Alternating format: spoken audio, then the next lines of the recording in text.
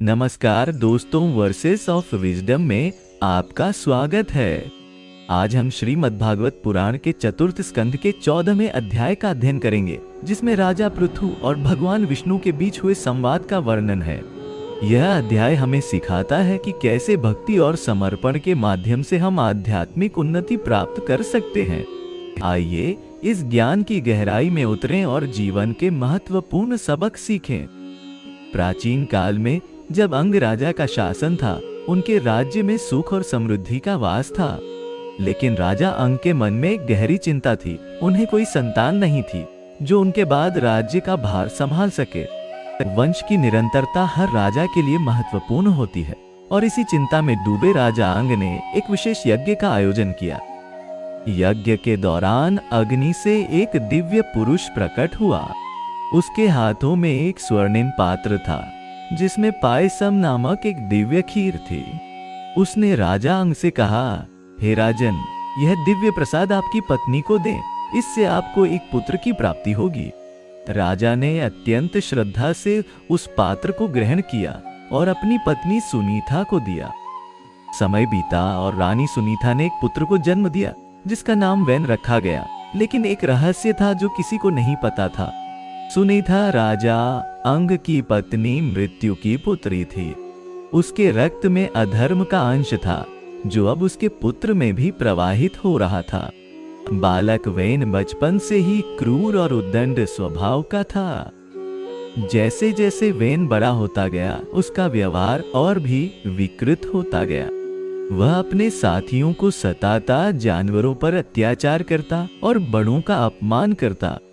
राजा अंग ने अपने पुत्र को सुधारने के लिए हर संभव प्रयास किया, लेकिन सब व्यर्थ रहे। एक दिन निराश और व्यथित होकर राजा अंग ने अपना राजपाट छोड़ दिया और वन की ओर प्रस्थान किया। मोक्ष की खोज में निकल पड़े। राजा के जाने के बाद राज्य में अराजकता फैल गई। चोर और डाकू निर्भय होकर लूटपाट करने लगे। तब ऋषियों और मंत्रियों ने विचार विमर्श करके वैन को राजा बनाने का निर्णय लिया, यह सोचकर कि राज सिंहासन की जिम्मेदारी उसे सुधार देगी। वैन का राज तिलक बड़े धूमधाम से किया गया। उसके सिर पर स्वर्ण मुकुट रखा गया और उसे राज सिंहासन पर बिठाया गया। प्रजा ने आशा की कि नया राजा उनकी रक्षा करेगा और न्याय देगा, लेकिन वैन के हृदय में सत्ता का मद समा गया था। उसने अपने आप को सर्वोच्च शक्ति मान लिया और अपने अहंकार में डूब गया। राजा बनते ही वैन ने अपना असली रूप दिखाना शुरू कर दिया। उसने सबसे पहले यज्ञ और धार्मिक अनुष्ठानों पर प्रतिबंध लगा दिया।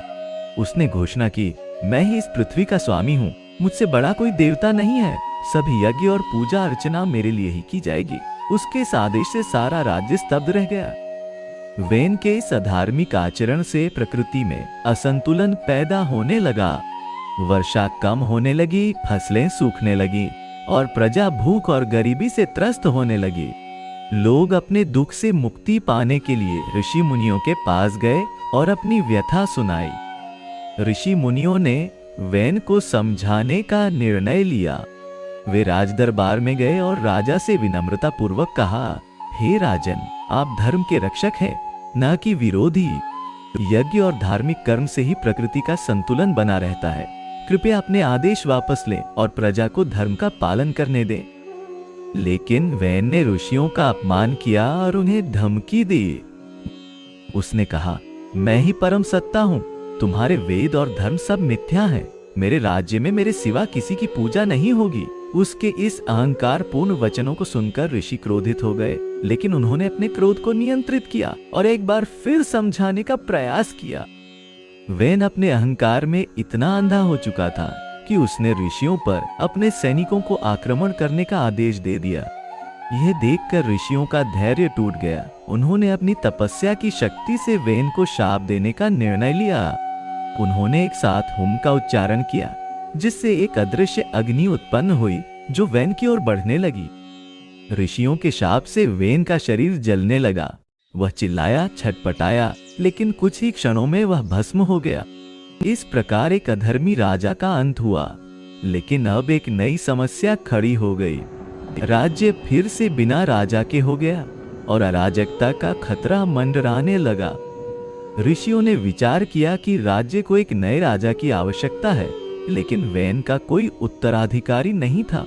तब उन्होंने एक अनोखा निर्णय लिया। उन्होंने वैन के मृत शरीर को मंथन करने का निश्चय किया ताकि उसमें से किसी सत्वगुणी आत्मा को निकाला जा सके। ऋषियों ने सबसे पहले वैन के दाहिने हाथ का मंथन किया। इससे एक काले रंग का पुरुष निकला जो वैन के सारे पापों और बुराइयों का प्रतीक था। ऋषियों ने उसे उत्तर दिशा में जाने का आदेश दिया, जहां वह निषाद जाति का आदि पुरुष बना। फिर ऋषियों ने वैन के बाएं हाथ का मंथन किया। इससे एक सुंदर कन्या प्रकट हुई जिसका नाम अर्चिस था।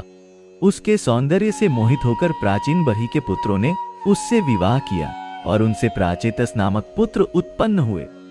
अंत में ऋषियों ने वैन की जांघ का मंथन किया। इससे एक तेजस्वी पुरुष प्रकट हुआ जिसका शरीर नीलकमल के समान श्याम था और चेहरा सूर्य की तरह दमकता था। उसके हाथों में धनुष और बाण थे और उसके कंधे पर एक तलवार लटकी थी। यह पुरुष स्वयं भगवान विष्णु का अंश था जिसे पृथु नाम दिया गया। पृथु के जन्म के साथ ही प्रकृति में हर्षोल्लास छा गया। आकाश से पुष्प वर्षा होने लगी। देवताओं ने दुंदुभी बजाए और गंधर्वों ने मधुर गीत गाए। सारी प्रजा आनंदित हो उठी क्योंकि उन्हें पता था कि अब उनका राजा धर्म का रक्षक होगा। पृथु का राजतिलक महान वैभव के साथ संपन्न हुआ। ब्रह्मा, विष्णु, महेश सहित सभी देवता इस समारोह में उपस्थित थे। ब्रह्मा ने स्वयं पृथु के माथे पर तिलक लगाया और उसे राजधर्म का उपदेश दिया। उन्होंने कहा, हे पृथु, तुम विष्णु के अंश हो और तुम्हारा कर्तव्य है प्रजा की रक्षा करना और धर्म की स्थापना करना। राजा बनते ही पृथु ने देखा कि प्रजा भूख और गरीबी से पीड़ित है। वैन के अत्याचारों के कारण धरती ने अपनी उर्वरता खो दी थी और अन्न उत्पन्न करना बंद कर दिया था। पृथु ने धरती माता को समझाने का प्रयास किया, लेकिन जब वह नहीं मानी तो उन्होंने अपना धनुष उठाया और उन्हें दंडित करने के लिए तैयार हो गए।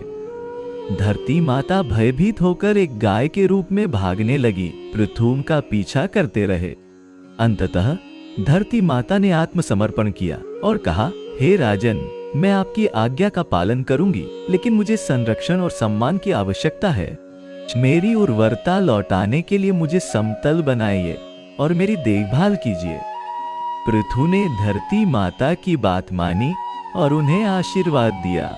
उन्होंने पर्वतों को समतल किया, खेती के लिए भूमि तैयार की और प्रजा को कृषि का ज्ञान दिया। धरती माता ने फिर से अपनी उर्वरता प्राप्त की और अन्न, फल और औषधियां उगाने लगी। इस प्रकार पृथु ने पृथ्वी को पुनर्जीवित किया, इसलिए धरती का नाम पृथ्वी पड़ा। पृथु के शासन काल में सत्य युग जैसी स्थिति उत्पन्न हो गई। प्रजा सुखी और समृद्ध थी। अपराध और बीमारियां समाप्त हो गईं और हर ओर धर्म का पालन होने लगा। पृथु ने 100 अश्वमेध यज्ञ किए जिससे देवताओं को प्रसन्नता हुई और उन्होंने पृथ्वी पर अपना आशीर्वाद बरसाया। पृथु ने उनका सम्मान पूर्वक स्वागत किया और उनसे आध्यात्मिक ज्ञान की याचना की।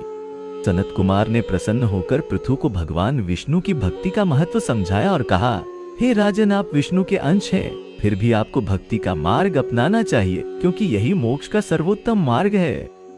पृथु ने सनत कुमार के उपदेशों को हृदय से स्वीकार किया और अपने राज्य में भक्ति का प्रचार किया। उन्होंने प्रजा को सिखाया कि धन और सत्ता से बड़ा ईश्वर का प्रेम है। उन्होंने मंदिरों का निर्माण करवाया, यज्ञशालाएं बनवाई और विद्वानों को संरक्षण दिया। पृथु के शासन काल में विज्ञान और कला का भी विकास हुआ। उन्होंने शिक्षा को प्रोत्साहित किया, चिकित्सा और ज्योतिष जैसे शास्त्रों का अध्ययन करवाया और कलाकारों को संरक्षण दिया। उनके राज्य में संगीत, नृत्य और चित्रकला का चरमोत्कर्ष देखने को मिला। पृथु ने अपने जीवन के अंतिम वर्षों में अपने पुत्र को राज्य सौंप दिया और स्वयं वानप्रस्थ आश्रम में प्रवेश किया। वे हिमालय की गोद में जाकर कठोर तपस्या करने लगे। उनकी तपस्या से प्रसन्न होकर भगवान विष्णु स्वयं उनके समक्ष प्रकट हुए और उन्हें दिव्य दर्शन दिया। विष्णु ने पृथु से कहा, हे राजर्षि, तुमने अपने कर्तव्य का पालन उत्तम रीति से किया है।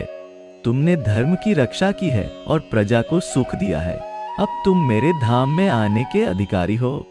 यह सुनकर पृथु के नेत्रों से आनंद के आंसू बहने लगे और उन्होंने भगवान को प्रणाम किया।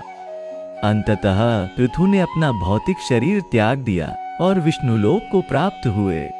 उनके शरीर से एक दिव्य ज्योति निकली जो आकाश में विलीन हो गई। देवताओं ने पुष्प वर्षा की और दिव्यवाणी गूंजी, धन्य है राजा पृथु जिन्होंने धरती को पुनर्जीवित किया और धर्म की स्थापना की।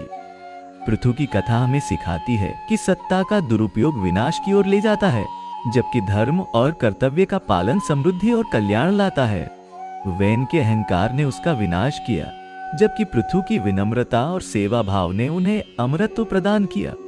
यह कथा हमें याद दिलाती है कि हमारे कर्म ही हमारा भविष्य निर्धारित करते हैं। इस प्रकार वैन के अधर्म से उत्पन्न संकट से धरती को पृथु के धर्म ने बचाया। जब हम प्रकृति का सम्मान करते हैं और उसकी देखभाल करते हैं तो वह हमें अपने खजाने से समृद्ध करती है। पृथु की कथा संतुलन और सद्भाव का संदेश देती है, जो आज के समय में भी उतना ही प्रासंगिक है जितना प्राचीन काल में था। मित्रों, आज हमने राजा पृथु और भगवान विष्णु के संवाद से कई मूल्यवान सीख प्राप्त की। आशा है कि यह ज्ञान आपके जीवन में प्रकाश लाएगा। यदि आपको यह वीडियो पसंद आया तो कृपया इसे लाइक करें, अपने मित्रों के साथ शेयर करें और वर्सेस ऑफ विजडम चैनल को सब्सक्राइब करें। आपके समर्थन से हम और भी पौराणिक ज्ञान आप तक पहुंचा सकेंगे। धन्यवाद और शुभकामनाएं। हरे कृष्णा।